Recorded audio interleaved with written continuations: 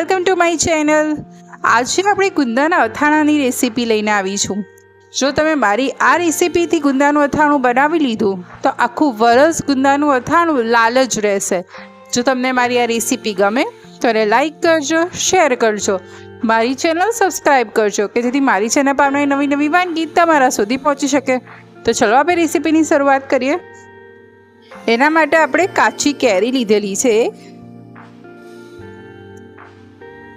એને પીલ કરી લઈએ।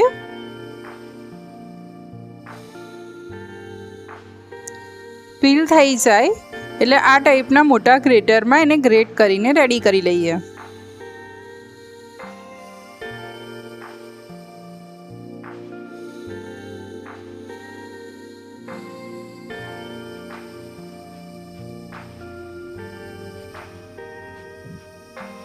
હવે એમાં મીઠું ને હળદર નાખી મિક્સ કરી લઈએ।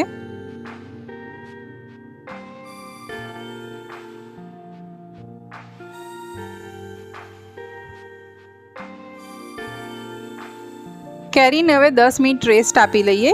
ત્યાં સુધી મેં 500 ગ્રામ ગુંદા લીધેલા છે।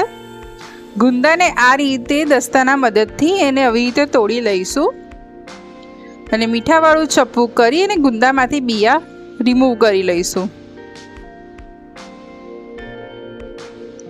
આ રીતે મેં બધા ગુંદા પ્રિપેર કરી લીધા છે। હવે મસાલો બનાવવા માટે 65 ગ્રામ રાઈના કુરિયા લીધા છે, જેને મેં મિક્સરમાં થોડા ક્રશ કરી લીધેલા છે। 35 ગ્રામ મેથીના કુરિયા લીધેલા છે, એને બી મેં એક રાઉન્ડ મિક્સરમાં કરી લીધેલા છે।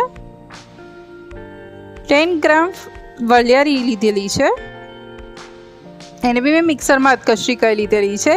2 મોટી ચમચી હિંગ લીધી, ગરમ કરીને ઠંડુ કરેલું 1 બાઉલ તેલ લીધું છે અને હવે ફટાફટ 2 મિનિટ માટે ડીશ ઢાંકી દઈએ।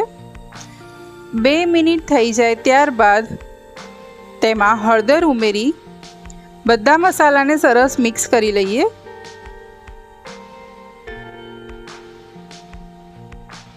હવે એમાં મીઠું મેં શેકીને લીધેલું છે કે જેમાં એનો ભેજ ના રહે, અને 1 બાઉલ કાશ્મીરી મરચું લીધું છે।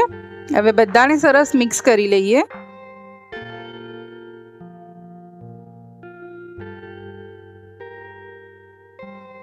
તો આપણા અથાણાનો અચાર મસાલો એટલે કે સંભાર મસાલો રેડી થઈ ગયો છે ને એકદમ બાજાર જેવો। હવે આપણે જે કેરી રેસ્ટ આપી હતી એમાંથી પાણી રિમૂવ કરી આપણા મસાલામાં એડ કરી લઈએ।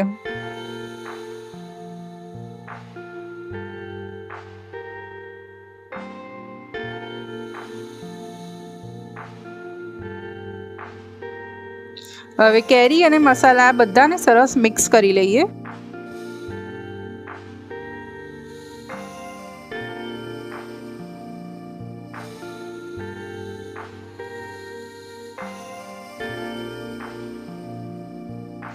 હવે મસાલો આપણો રેડી થઈ ગયો છે। આ રીતે એને ગુંદામાં ફિલ કરી લઈએ।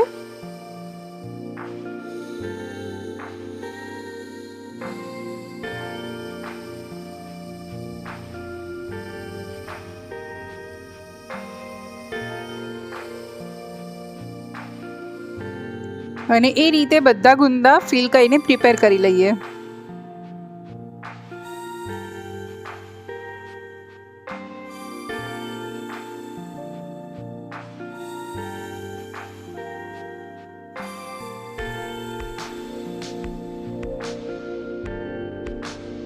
આપણા બધા ગુંદા ફિલ થઈને પ્રિપેર થઈ ગયા છે। હવે એમાં આપણો જે વધેલો મસાલો હતો એને આ રીતે એના ઉપર સ્પ્રેડ કરી લઈએ। અથાણું બનાવતી વખતે સ્ટીલના વાસણનો જ યુઝ કરવો, એટલે આ રીતે સ્ટીલના વાસણમાં આવી રીતે દબાવીને પ્રેસ કરીને એને સેટ કરી લઈએ। હવે 1 દિવસ રેસ્ટ આપીએ। બીજા દિવસે તમે જોઈ શકો છો કે આપણે મોસ્ટ ઓફ ગુંદા અથાઈ ગયા છે, તો તેને મિક્સ કરી લઈએ। હવે એને જારમાં લઈ લઈએ।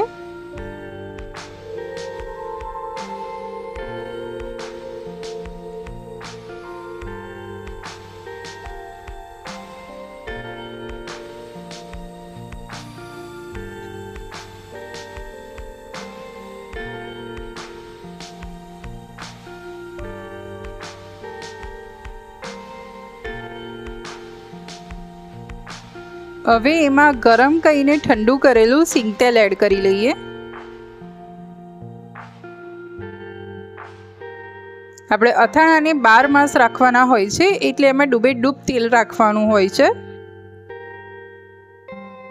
તો આપણું ગુંદાનું અથાણું રેડી થઈ ગયું છે. તમારા ઘરે બનાવો અને કેવું લાગ્યું કોમેન્ટમાં જણાવજો. હવે બીજી રેસીપી સાથે ફરી મળીશ. આવજો. જય શ્રી કૃષ્ણ.